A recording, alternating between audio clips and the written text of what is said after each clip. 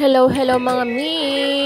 For today's video ay gagawa tayo ng tanghulo, trending tanghulo. At dahil nga nag-request ulit si kuya, naiinggit doon sa mga napapanood niya.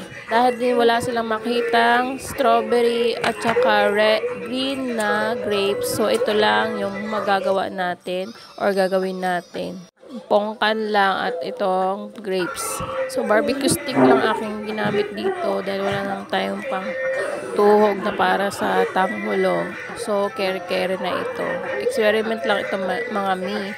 So first time ko itong gagawin, of course, para lang din magawa natin yung request ni kuya. Dahil nung nakarang araw pa niya sinasabi ito at kanina lang din sila nakabili ng prutas ng kanyang ama.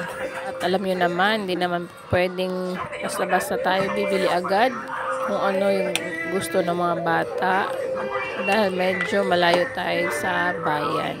So, kailangan pa natin sumakay or mag-travel. So, eto na, pagbibigyan na natin ang kanyang munting hiling.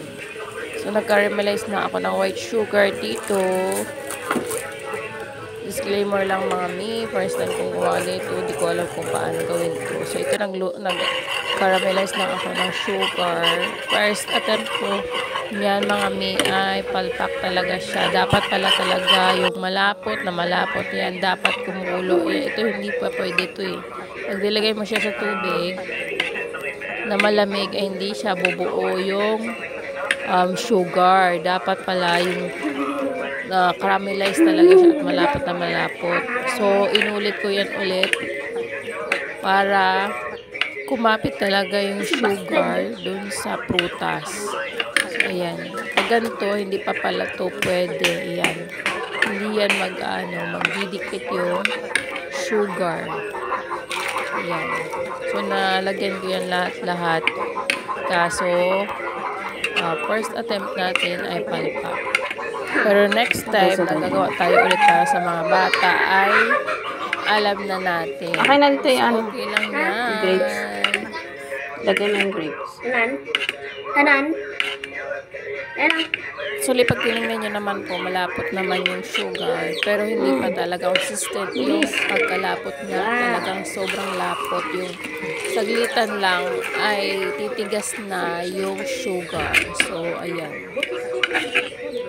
Inutin ko na din yung grapes. Lagkit. Ayan. Sige. Itong first attempt ko ulit nito. Ulitin ko po ay palpak ko yan. Pagkagawa ko. So, inulit ko. Ayan, binabad ko na rin siya para sana mabuo yung sugar doon sa fruits. Pero hindi siya nabuo. So, inulit ko ulit.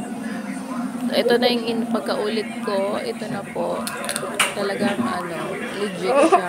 Ayan. Umapit yung sugar. Matigas talaga siya. Kailangan mami, sobrang lapot talaga. Alam niyo na nagka-caramelize talaga yung sugar. Ganun po pagka dapat ilagay. So, ayan na. Satisfied naman si kuya sa nagawa namin.